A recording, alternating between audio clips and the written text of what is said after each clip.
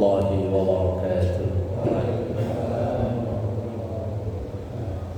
Ya Rabbi bil Mustafa balligh maqasidana waghfir lana ma Allah ya wasi'al karami.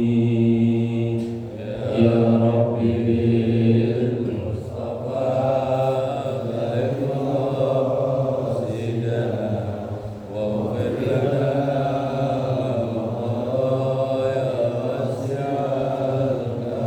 أستغفر الله من قول بلا عمل لقد نسبت به نسلا لذي حكم يا رب بالمصطفى بلغ مقاصدنا واغفر لنا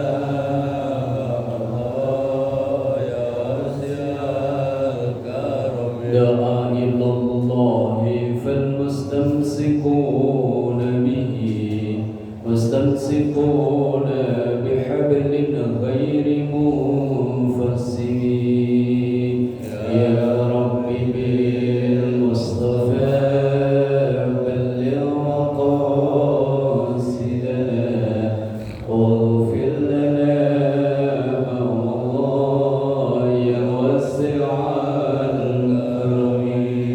اللهم صل وسلم وبارك عليه وعلى آله وأصحابه. الحمد لله الذي وكفى ثم الصلاة والسلام على سيدنا محمد المصطفى وعلى آله وأصحابه أهل الصدق والوفاء. سبحانك لا علم لنا إلا ما علمتنا إنك أنت العليم الحكيم. رب اشرح لي صدري ويسر لي أمري واحلل عقدة من لساني يفقهوا قولي واجعل لي وزيرا من أهلي. أما بعد. حضرات العلماء والعلماء وحضرات الجماعة segenap pengurus dan jamaah, wabil khusus guru kita Pak Ustadz Kohar dan jamaah yang lainnya, semoga kita semua selalu diberkahi, diridhoi dan dikaruniai sehat afiat, panjang umur dan taat ibadah kepada Allah Subhanahu wa taala. Alhamdulillahirabbil alamin, memuji dan bersyukur kepada Allah, dan bersama kita mengawali dengan mendoakan kedua orang tua kita mendoakan guru-guru kita mendoakan semua orang yang berjasa berbuat baik pada kita, terlebih yang telah memperjuangkan berdirinya Masjid Al-Muhajirin ini. Kita doakan anak cucu keturunan kita semoga semua dijadikan saleh salehah, keluarga sakinah mawaddah warahmah, rezeki yang halal dan barakah. Kita doakan yang sakit, keluarga kita dimanapun berada, jamaah kita atau warga yang tinggal di perumahan ini, semoga yang sakit segera diangkat penyakitnya, dikarenakan sehat afiat. Ala hadiniyah wa ila hadratin Nabi Mustafa Muhammadin sallallahu alaihi wasallam. Syamillahi lahul al-Fatihah. Bismillahirrahmanirrahim.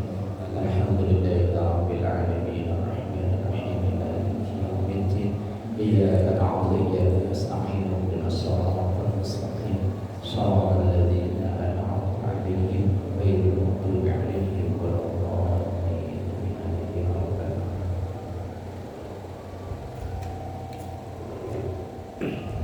Jemaah yang dimuliakan Allah, saat ini kita di penghujung tahun Hijriah 1444. Insyaallah hari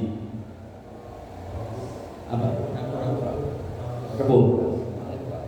Kalau Rebu tanggal 1 berarti pergantiannya adalah hari Selasa sore.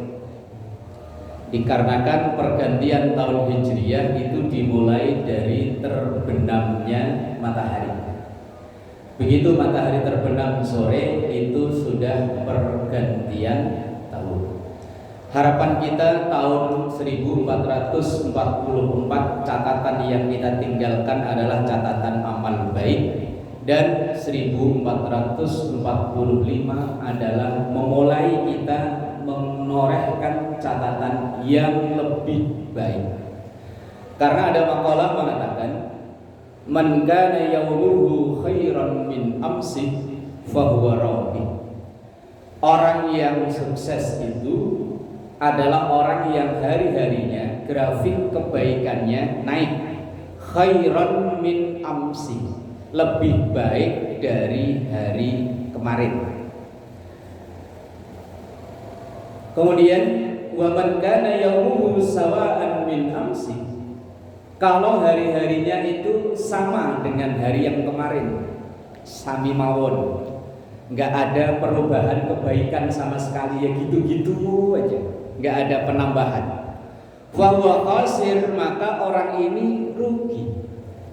Loh, kok rugi? Kan bisa mempertahankan. Rugi waktu, rugi umur. Umur kita walaupun mungkin secara angka bertambah, tahun ini misalnya 50, tahun depan yo 51. Pak Ustaz mau 27 baru ya? 27. Iya. Catatan nominal angkanya bertambah, tetapi waktu kesempatannya kan makin menyempit. Taruhlah jatah kita umpama sama dengan Rasul 63 itu kalau hitungan Hijriah, 61 kalau hitungan Masehi. Sekarang udah umur 50, berarti tinggal 11. Tahun depan tinggal 10. Maka kalau ada orang tahun kok tepuk tangan seneng, itu berarti menyambut datangnya. Ya kan kalau ulang tahun kan tepuk tangan seneng-seneng ya, happy-happy, nyanyi-nyanyi. Ya berarti menyambut datangnya kematian. Tapi kalau memang kematiannya arahnya surga, mungkin ya dia yang lebih seneng, mungkin. Rugi Pak, kalau hari-harinya nggak ada penambahan kebaikan sama sekali, rugi. Lah apalagi wa man kana yawmuhu syarran min amsi, kalau hari-harinya malah lebih buruk. Tahun kemarin Ramadan masih tarawih, tahun ini nggak tarawih. Tahun kemarin ngaji subuh pagi masih hadir, tahun ini padahal mesinnya keren. Saya udah berapa bulan gak masuk, kaget, kirain aljabar kok mirip dikit. Sama kita juga di Jawa Barat kan ya, cuma soal aljabar dibiayai sama negara, kalau kita kan dibiayai swasta. Lah masjidnya lebih bagus lah, mosok sih amalnya nggak lebih bagus. Harapannya para pengurus masjid itu dipercantik, dipernyaman lah supaya orang-orang itu pada nyaman berada di masjid. Makalah dari Imam Al-Ghazali beliau bilang begini, al-mu'minu fil masjid kasamani fil ma. Orang yang hatinya imannya mantap berada di dalam masjid itu kayak ikan ada di air. Betah ikan di air itu ya, betah. Tapi al-munafiq fil masjid kat-tayr fil qafazi. Orang yang hatinya ada kemunafikan, ada bibit-bibit munafik fil masjid, ketika ia berada di dalam masjid kat-tayri fil qafazi, seperti burung yang ada di sangkar. Burungnya bagus, makanan udah disiapin, kadang orangnya aja cuma minum air bening, ini bukan air putih. Kalau air putih itu ada warnanya Pak, dan biasanya agak anget. Nggak minta, ini cuma ngasih tahu doang.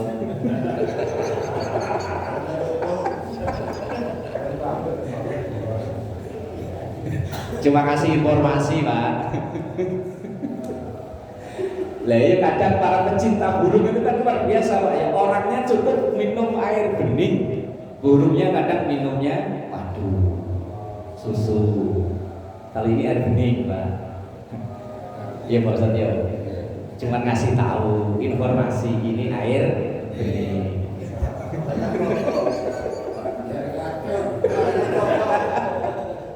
Lo biar gacor kok cuma air bening, ya kurang gacor lah Pak. Burung udah siap kayak gitu, kandangnya juga bagus. Tapi kalau burung itu bisa lebih memilih, pilih keluar. Lah orang munafik itu begitu. Rumahnya nggak sebagus ini Pak, tapi nggak betah di sini, pengennya pulang. Assalamualaikum, assalamualaikum, langsung bus. Padahal di rumah paling ya nyenderan. Rencananya main nyenderan enakan di sini, temennya banyak, mendapat minum. Insya Allah bentar lagi gorengan lah paling enggak ya. Cuma kasih informasi Pak, cuma ngingetin. Biasanya kemarin-kemarin habis ngaji ada gorengan. Nah kalau hari ini nasi uduk ya alhamdulillah. Berarti lebih baik dari kemarin. Lebih baik dari kemarin. Mesinnya udah bagus wajahnya. Panitianya pusing, tempat nasi uduk belum buka lagi. Canda Pak, tapi kalau ada ya alhamdulillah. Nah, untuk menjadi yang lebih baik itu gimana caranya? Kan gitu ya. Wong kita, kesempatan kita ini makin nyempit, makin nyempit, makin nyempit. Kalau nggak berubah lebih baik kan rugi tadi itu. Kalau yang lebih baik itulah robih, orang yang beruntung. Yang sama saja termasuk khosir, orang yang rugi. Kalau yang lebih buruk, mal'un. Mal'un itu artinya terlaknat. Nah, bagaimana supaya lebih baik? Secara fisik kita bisa sudah lebih baik, bangunan masjid kita lebih baik. Sekarang yang non fisiknya, karena kadang kita ini lebih berlomba-lomba di fisiknya, tapi non fisiknya ala kadarnya. Lah untuk lebih baik gimana? Ada maqalah atau ucapan dari Al-Imam Abu Nasir Ibnu Muhammad Ibnu Ibrahim As-Samarqandi, orang Samarkand. Dalam tulisan kitabnya namanya Tanbihul Ghafilin.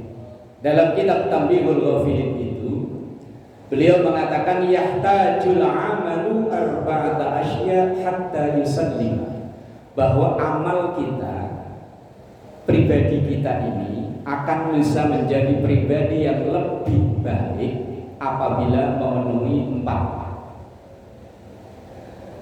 empat ini. Kalau bisa kita lakukan, maka kita akan menjadi pribadi yang lebih baik. Kalau dalam bahasa Qur'annya, bahasa ayat ini sangat populer ayat ini. Alladzi khalaqal mauta wal hayata liyabluwakum ayyukum ahsanu amala.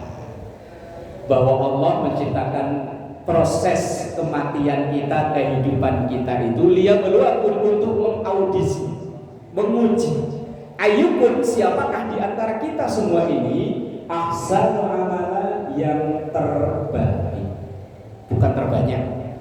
Kalau terbanyak kita nggak mungkin bisa bersaing dengan umat-umat yang dulu, karena umat dulu umurnya jauh lebih panjang, tentu kesempatan berbuatnya lebih lama, amalnya lebih banyak. Umur umat itu disesuaikan dengan umur nabinya, juga beda-beda jauh.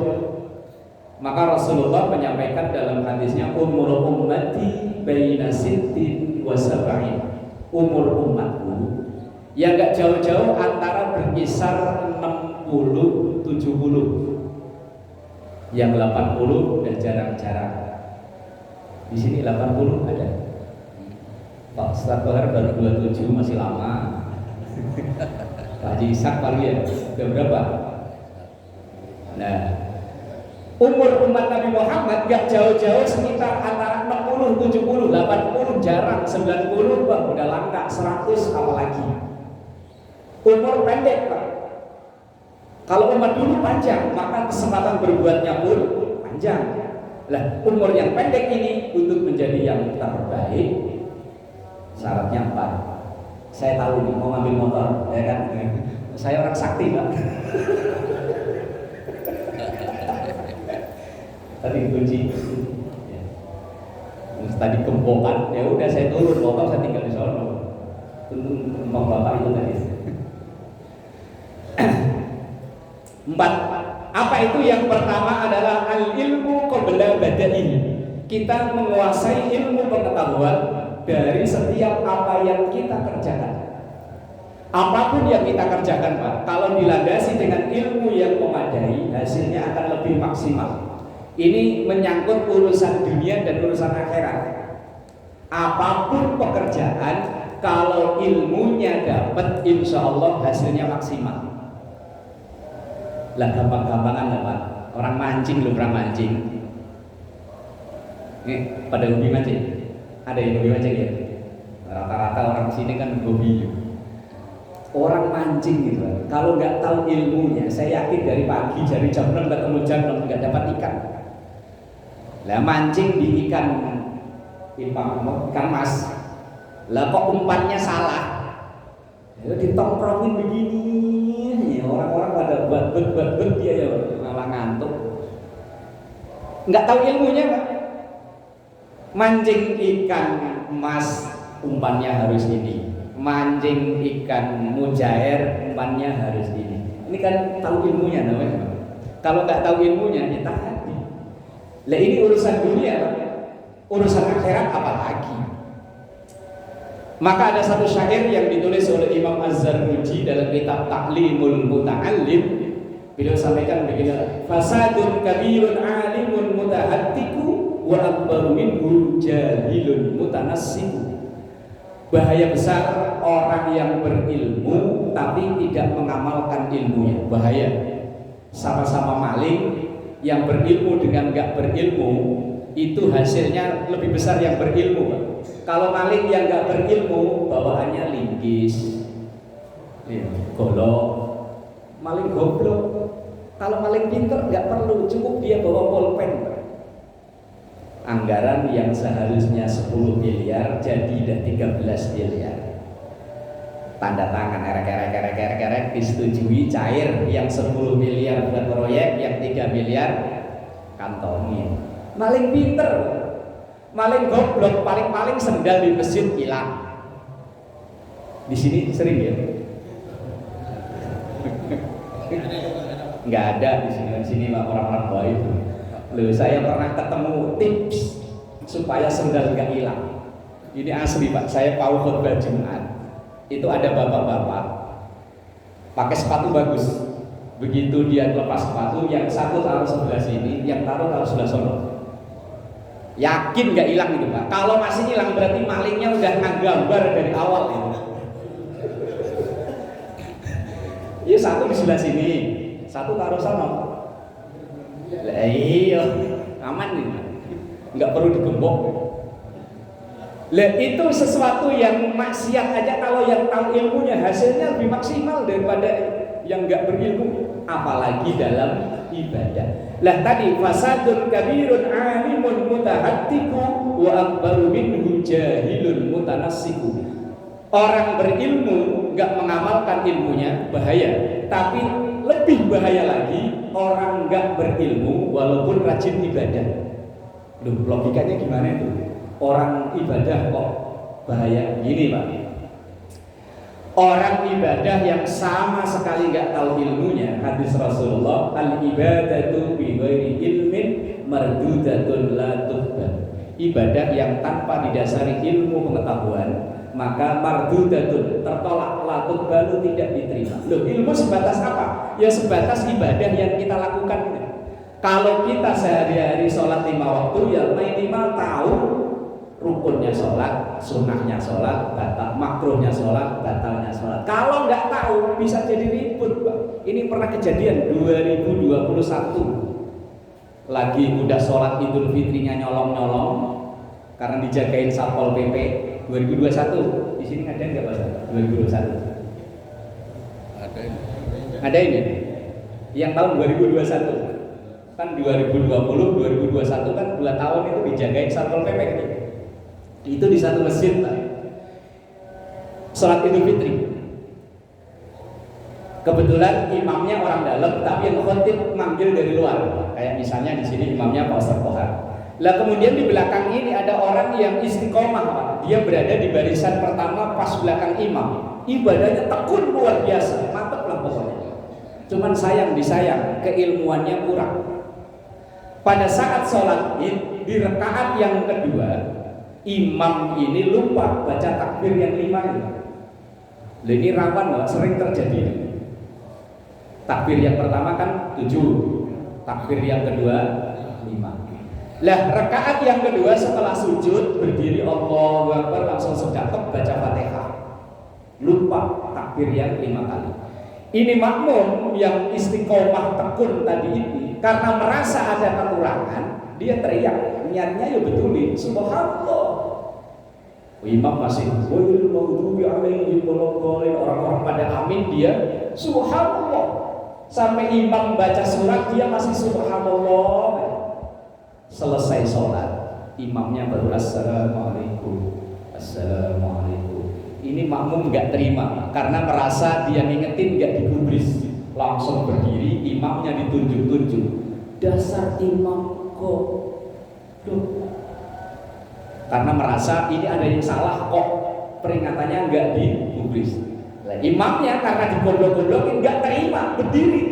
Kamu yang goblok. Ini takbir ketinggalan nggak masalah, nggak bisa. Pokoknya kalau kurang takbir nggak sah sholat. Akhirnya dua-duanya berantem, hampir tinju di situ. Untung ini jamaah yang ada di kanan kiri sigap, 2 orang digotong dua-duanya, gotong bawa keluar. Kalau imamnya kecil, kalau imamnya begini.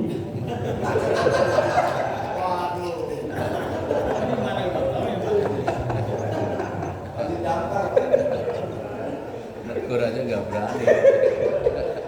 Kata beliau, ada yang lebih menyakitkan nggak gitu? Oh iya. Lah khotibnya karena dari luar nggak begitu kenal dengan situ, dia diem melongo.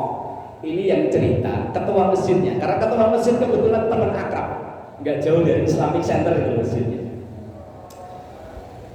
Orang habis sholat Idul Fitri kok hampir tonjokan gara-gara apa? Kurang ilmu. Kalau seandainya dia menyadari, ia tahu bahwa takbir 5 kali itu hukumnya sunnah hayat, sunnah yang kalau ditinggal nggak ada resiko apa-apa. Kan dalam sholat ada sunnah hayat, ada sunnah ab'ad. Kalau sunnah ab'ad, kalau ketinggal ganti sujud sahwi, tahiyat awal, sunnah ab'ad. Kunut bagi yang terbiasa kunut, ganti dengan sujud sahwi. Tapi kalau sunnah hayat, itu sunnah yang kalau ketinggal nggak ada resiko apa-apa. Kayak kita baca iftitah, Allahu Akbar kabira walhamdulillahi katsira, itu sunnah hayat, ketinggal nggak masalah.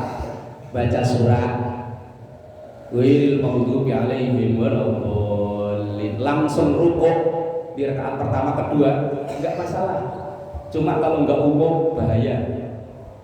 Sesuatu yang benar tapi kalau nggak umum akan bikin masalah baru, Pak. Misalnya besok Pak Ustaz keluar ngimami maghrib, Ghairil maghdubi alaihim waladdallin, langsung amin, langsung Allahu Akbar, nggak baca surat. Yakin jamaah yang ilmunya dalam tanda kutip tadi, paling tidak dalam hati, ini Pak Ustaz lupa apa ya? Apa hafalannya udah habis? Loh, bener Pak. Tapi kalau tidak umum di masyarakat itu akan jadi masalah baru. Contoh lain, ini mungkin pernah saya nyontohin, mungkin pernah. Di sini mungkin. Ketika kita sholat jenazah, itu nggak ada keharusan bahwa jenazah itu ada di depan orang yang sholat. Nggak ada keharusan. Seandainya kita taruh di luar boleh. Cuma umumnya masyarakat kita kalau sholat jenazah taruh di depan. Lah misalnya besok-besok di Al-Muhajirin di RW 10 ini ada yang meninggal, kebetulan orangnya nggak pernah ke masjid. Begitu mau nyolatin kata Pak Ustaz udah biarin sholat jenazahnya di luar. Yakin keluarganya protes. Mentang-mentang bapak nggak pernah ke masjid nyolatin, nggak boleh dimasuk ke masjid. Nah ya sesuatu yang nggak ngumumi, kalau orang Jawa bilang nggak ngumumi. Kalau walaupun itu benar akan timbul masalah baru, maka ya ikuti hukum yang berlaku di masyarakat setempat. Baik, kembali. Tadi yang pertama ilmu yang cukup, Al-ilmu qabla badai. Yang kedua, supaya ahsanu amala itu tadi adalah an-niyatu fi mabda'i, niat yang baik dan yang benar ketika mengawali pekerjaan itu. Karena niat itu bisa membedakan antara ibadah dan bukan ibadah. Contoh, sama-sama kita basuh wajah, basuh tangan kanan kiri, kemudian basahi kepala, basuh kaki. Kalau itu kita niatkan wudu, jadilah wudu. Wudu yang wajib kan cuma wajah, tangan, kepala, sama kaki. Kalau itu kita niatkan wudu, jadi wudu. Tapi kalau tidak ada niat wudu, ya dapatnya cuma seger doang, wudu nggak ada. Masuk ke masjid, setiap kita masuk masjid niat iktikaf, selama kita berada di dalam masjid ini, sebelum kita keluar, maka ada pahala iktikaf. Lah tadi pas masuk udah niat iktikaf belum? Ini yang baru masuk udah belum?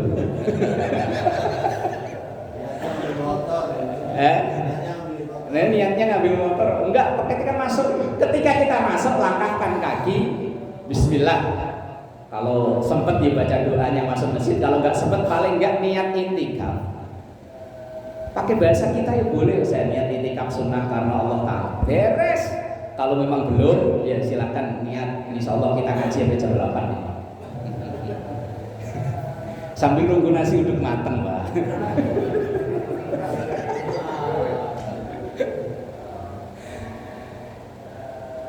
Duduknya sama. Selain kita ngaji jamaah subuh dan lain-lain, duduknya sama, capeknya mungkin sama. Tapi kalau ada niat iktikaf, ada pahala tambahan satu lagi, yaitu iktikaf. Tapi kalau enggak, sama-sama duduk padahal. Itu fungsi niat yang pertama, membedakan antara ibadah dan bukan ibadah. Yang kedua, fungsi niat itu membedakan tingkatan ibadah, apakah wajib atau sunnah. Kita sholat subuh dan qobliyah subuh, bagi yang nggak pakai kunut kan nggak ada bedanya, Pak. Sama-sama 2 rakaat. Yang nggak pakai kunut tuh, kalau yang pakai kunut ada bedanya. Misalnya kita sholat di rumah nggak berjamaah, antara sholat qobliyah subuh dan subuh sama persis. Yang membedakan apa? Niat. Yang 2 rakaat pertama sunnah, yang 2 rakaat kedua wajib. Yang beda niat. Sama-sama kita ngeluarin duit, itu bisa wajib, bisa sunnah, bisa haram. Sama-sama ngeluarin duit. Kalau kita ngeluarin duit, niatnya bayar zakat, hukumnya wajib. Ngeluarin duit niat bayar utang, hukumnya wajib. Sama ngeluarin duit. Yang kedua, ngeluarin duit niatnya buat bantu pembangunan musola masjid, hukumnya sunnah wajib? Sunnah. Sodako itu hukumnya sunnah. Sodako infak sunnah. Lah lain lagi, misalnya anak kita kemarin waktu kenaikan kelas nggak naik, langsung kita datang ke wali kelasnya. Assalamualaikum Bu, masa anak saya nggak naik sih Bu? Kan malu saya, anaknya pembantu saya aja ranking 1, masa anak saya nggak naik. Ini loh Bu, ada namanya apa? Hukumnya apa? Sama-sama ngasih duit loh. Sama-sama ngasih duit loh ini. Itu saya dulu ada Pak jamaah ya alhamdulillah sih. Memang dulunya dia dalam tanda kutip, pokoknya dosa molimo itu dijalani semua. Mabuk iya, main iya, madun iya, madat, semuanya dijalani. Alhamdulillah sesuai jalannya waktu tobat. Tapi memang orangnya dasarnya agak unik. Dia udah tobat, udah rajin jamaah, Pak. Masang togel belum bisa berhenti. Misalnya dia rumahnya sono, tapi kalau pulang jamaah pulangnya ke sono. Karena bener togel rumahnya sono. Lah kebetulan rumah saya sono, Pak. Asal pulang ini bareng, saya tanya, Pak, rumahnya sono kok sono? Saya mau sedekah dulu Pak Ustaz. Awalnya saya belum ngeh loh Pak. Sedekah apa? Itu Pak. Itu ada orang jualan kertas, saya beli. Ada angkanya, ada gambarnya unik-unik gitu. Saya beli. Saya masih belum ngeh. Oh, Apa maksudnya apa? Di mana sih itu encik yang dipojokkan pohon mangga? Oh, togel. Iya. Sedekah saya niatnya. Wakalnya ada, ya mau pasang togel bilangnya sedekah. Niat membedakan antara ibadah bukan ibadah, antara wajib, sunnah, bahkan haram, maka niat. Ada satu hadis Rasulullah yang cukup panjang hadis ini. Beliau bilang begini, banyak amalan yang zahirnya itu amalan dunia. Kita kerja, kita dagang, kita bisnis, kita kerja bakti, macam-macam lah. Kelihatannya memang amalan dunia. Tetapi nanti di akhirat catatan amal solehnya dia di Allah Subhanahu wa taala ditunjukkan kepada kita begitu banyak ibadahnya. Alasan dalam hadis itu Rasulullah menyampaikan bi husnin niyah, karena bagusnya niat. Ia kerja, ia berniat supaya anak istri saya bisa makan dengan layak, anak-anak saya bisa sekolah dengan baik. Maka ia berangkat kerja dari awal sampai akhir semuanya bernilai ibadah. Lain urusan, zahirnya urusan akhirat, bangun masjid urusan akhirat ya, santunan yatim piatu, bikin panti, bikin travel umroh, urusan akhirat ya. Tapi begitu nanti di akhirat belum sama sekali, nggak ada nilainya sama sekali. Rasulullah sampaikan bisu ini ya, karena buruknya niat. Lah kita ngaji ini karena niat lillahi ta'ala atau nunggu nasi uduk?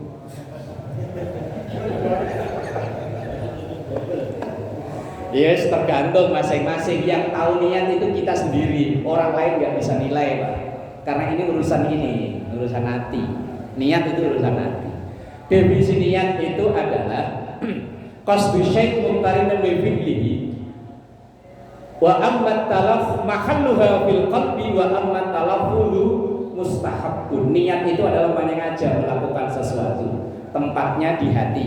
Wa amma talaffulu, adapun melafatkan, membaca sholli fardhul maghribi, nawaitu shoma ghadin, nawaitu wudu'a, membaca itu hukumnya sunnah, yang wajib itu di sini. Nah, maka niat itu yang tahu di sini. Ini itu cuma pengucapan, dan pengucapan itu tidak wajib. Seandainya pengucapan dan sini bertentangan, umpama Pak, Bapak mau sholat duhur, kebetulan kerjaan belum beres dari pagi, habis diomelin bos mulu. Nah, sholat duhur kan pikiran lagi kacau, mau habis diomelin bos mulu dari pagi. Begitu sholat duhur, ini yakin ini sholat duhur, jam 12 istirahat kerja, karena pikiran lagi kacau. Sholli fardhul asri arba'a rakaat. Sholatnya sah nggak? Sah nggak sholatnya? Artinya duhur tapi mulutnya asar, pikirannya lagi kacau. Sah kok enggak? Sah. Ya udah deh, ikut saya. Apabila bertentangan antara ini dan ini, kalau urusan hablullah maka yang dimenangkan ini. Sholat itu kan hablullah. Tapi kalau urusan sesama kita ini dan ini bertentangan, maka yang dihitung ini mulut. Misal, Pak, nanti selesai pengajian jam-jam 9 ke rumah ya, ada acara selamatan. Karena kita nggak enak yang ngundang Pak Ustadz, kita bilang insya Allah hadir Pak Ustadz. Kan hati nggak enak ya, mau ngomong wah aku nggak bisa Pak Ustadz, nggak enak. Nah, itu yang dicatat oleh malaikat yang insya Allah hadir itu tadi. Padahal dalam hatinya, biasanya kalau selamatan di Pak Komar pahit, beseknya tipis.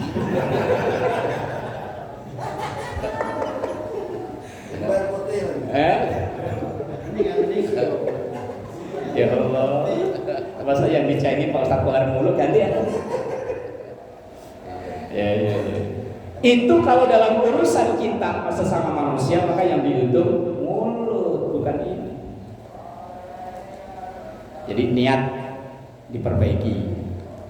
Kita mau berangkat, mau ngegrab, bismillahirrahmanirrahim. Ibadah mah dari berangkat nyetater, apalagi tambah campur motornya mogok, bala tambah gede. Loh, ada kaidah fikih itu begini Pak, as-sawab ala qadri ta'ab. Pahala itu disesuaikan dengan tingkat kesulitannya. Orang mau nge-grab itu kan ibadah ya. Semakin sulit dia itu nge-grab, motor mogok kan sulit ya. Maka pahalanya makin gede. Cuman pengennya ya enggak lah ya, pengennya ya lancar. Orang umroh kalau dia orang banyak duit itu ya gede pahalanya. Tapi orang yang nabung dari 10.000, 20, 100 tabung sampai sekian tahun pahalanya lebih gede. Umrohnya orang Arab sama umrohnya orang villa mahkota, insya Allah pahala gedein orang villa mahkota. Orang umroh orang Arab tinggal naik mobil, kalau perlu jalan kaki. Rumahnya dekatan Ka'bah. Lah kalau kita naik pesawat udah berapa lama? 9 jam, 10 jam. Dunia. Yang ketiga, as-sabru fi wasatihi, sabar ketika di tengah-tengah menjalani aktivitas itu. Apapun yang kita kerjakan butuh sabar. Sholat, kita sholat berapa menit? 5 menit. 5 menit. Kalau subuh sendirian berapa menit?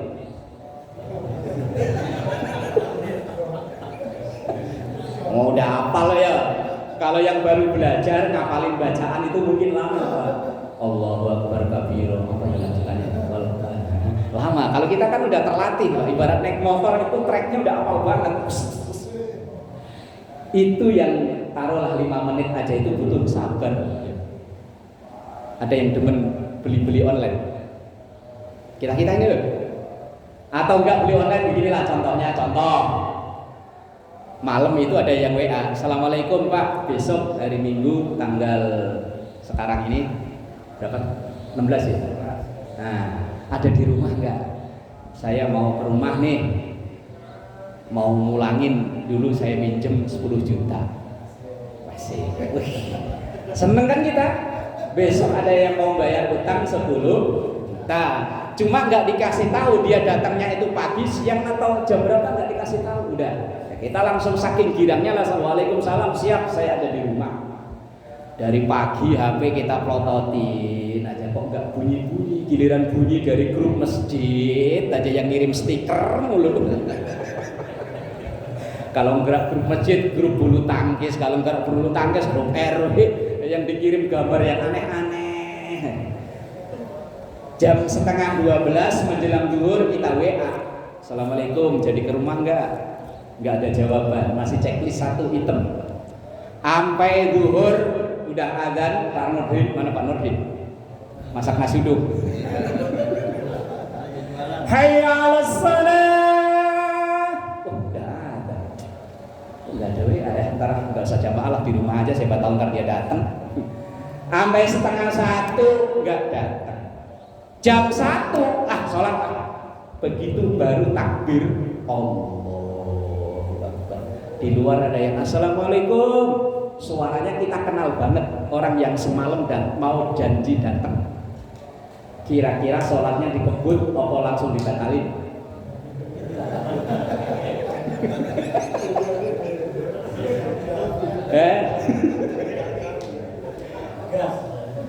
Digas, kata Pak Yoko langsung digas. Baru takbir loh Pak. Kalau udah rakaat keempat, udah mau telar. Ini baru takbir. Allah. Yang di luar berkali-kali Assalamualaikum, Bang. Gimana ini? Keputusannya digas atau dibatalin? 10 juta loh.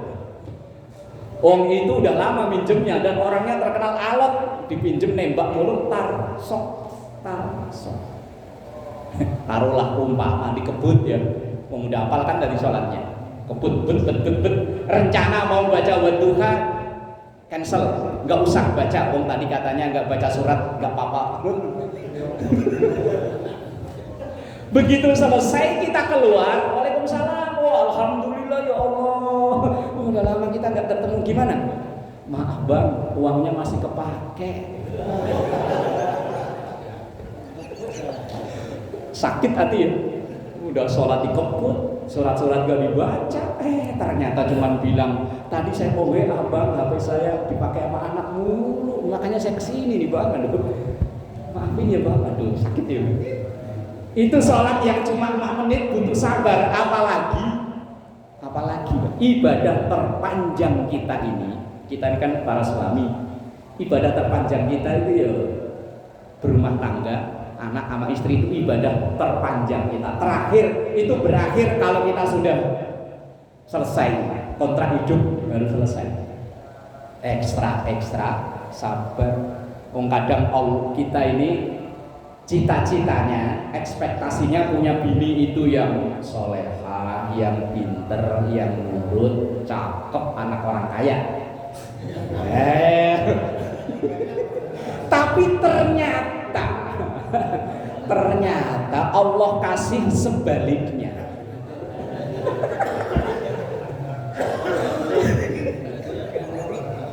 Aduh, udah cerewet, kelawan, mukanya aduh ya Allah di bawah standar. Ya Allah, anak orang kismin lagi. Kita ngomong sekali, dia bisa ngomong 60 kali. Itu kalau nggak sabar-sabar kan pengennya ya apa buka kantor cabang. Sabar, berat, sabar. Dan dalam Quran masalah sabar itu nggak bisa kita sendiri, harus ada orang yang membantu. Watawasau bil haq, watawasau bis, saling menguatkan dalam masalah sabar. Yang terakhir, al-ikhlasu inda firaghihi, ikhlas ketika selesai melaksanakan. Definisi ikhlas itu kadang bias. Orang kalau memaknai ikhlas, kadang itu dimaknai ikhlas itu nggak ngarep apa-apa. Apa iya? Ikhlas itu nggak ngarep apa-apa. Kita ibadah ada harapan nggak? Kita jalani begini loh, ini ada harapan nggak? Ada kan ya? Ada, ngarepnya pengen dapat surga. Kelas-kelas amal kayak kita itu ya dapatnya Allahumma inni as'alukal jannah wa na'udzubika min sakhatika wan nar. Itu kan harapan kita kan. Berarti ikhlas itu bukan berarti nggak ngarep apa-apa, bukan. Ikhlas itu kita melaksanakan apapun yang kita lakukan, ya ada harapannya, ada tujuan akhirnya. Tujuan akhirnya lillah, untuk Allah. Tujuan akhirnya, titiknya. Maka dalam segala niat itu kan kita diajarin ujung-ujungnya lillah.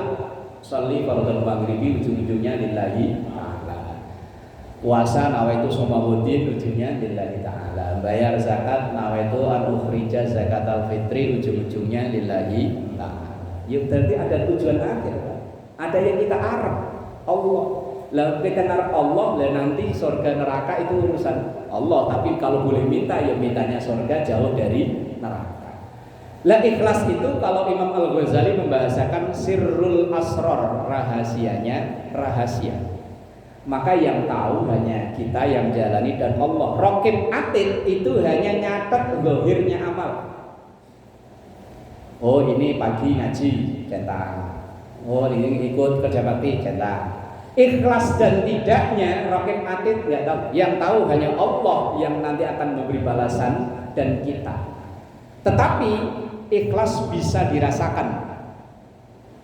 Contoh, kalau kita ngaji dalam kitab-kitab tasawuf, ikhlas itu diantaranya satu, ketika kita menjalaninya itu nggak ada beban, nggak ada rasa berat sama sekali. Itu ikhlas. Lah ketika kita berangkat kerja pagi-pagi itu ada rasa beban, berat, apa semangat? Yang tahu ya kita.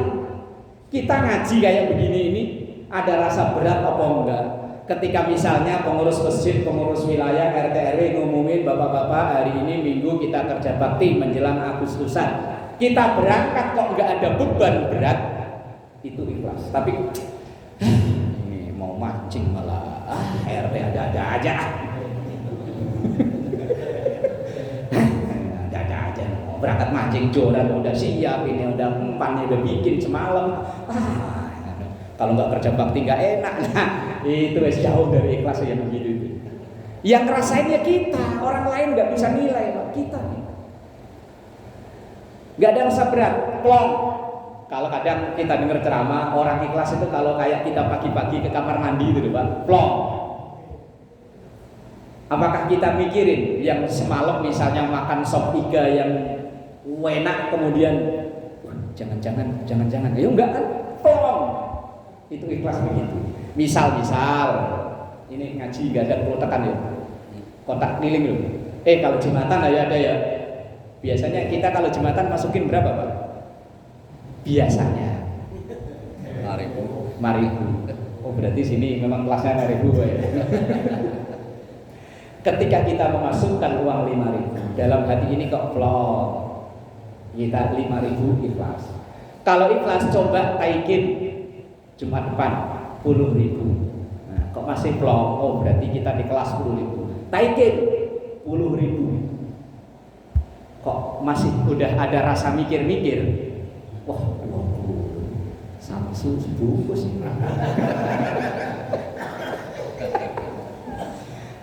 Tambahin 12.000 dapat miliar. Lah, berarti turunin lagi, kita di situ belum ikhlas di situ. Lah, tapi yo kalah-kalahnya lah yo mosok goceng dulu ya sekali-kali. Kalau tanggal-tanggal muda habis dapat transferan gaji yo, atau enggak yo balik ke asal goceng. Ikhlas. Yang kedua, ikhlas itu ketika ada rasa bahagia kita ketika menjalani aktivitas, apapun, entah sholat, entah ngaji, entah kerja, entah apa. Kalau ada rasa bahagia, di sini tuh ada rasa bahagia, nah itu ada tanda ikhlas. Kalau masih berat, masih kepaksa, di sini masih kalau orang Jawa gerundel, subuh lagi, enaknya tidur subuh. Lagi hari Minggu begini kan, hari Minggu sore-sore jam-jam 2 lah nyuci motor, apa nyuci mobil. Lagi asik-asiknya, ada lagi. Oh, itu yang dikoreksi kita sendiri, orang lain nggak bisa. Kita sendiri. 4 itu tadi. Pertama ilmu, yang kedua niat, yang ketiga sabar, yang keempat ikhlas. Ini yang diajarkan oleh Al-Imam Abu Nasir Muhammad Ibrahim As-Samarqandi dalam tulisannya Tanbihul Ghafilin. Harapan kita ke depan kita menjadi hamba-hamba Allah yang lebih baik. Amin ya rabbal alamin. Karena udah jam 6 kok nasi uduk belum ada tanda-tanda hilal sama sekali, ya wis ditutup. Al-Fatihah.